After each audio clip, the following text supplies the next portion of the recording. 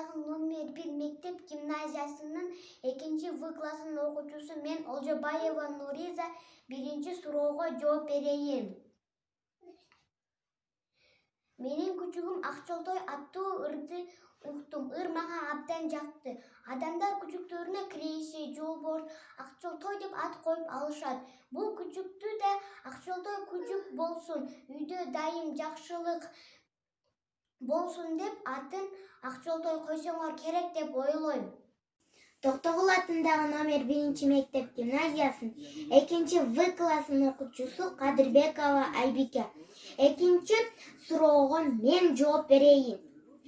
Акчолтой карды көрүп элек да, ошондуктан кумшекер экен деп карды сугунду. Ал кичинесинен кумшекер жеп көнүп калган. Үчүнчү суроого мен жооп берейин. Менин күчүгүм Акчолтой деген ырды Турар Кожомбердиев жазган. Акындын балдар үчүн жазылган чыгармалары көп.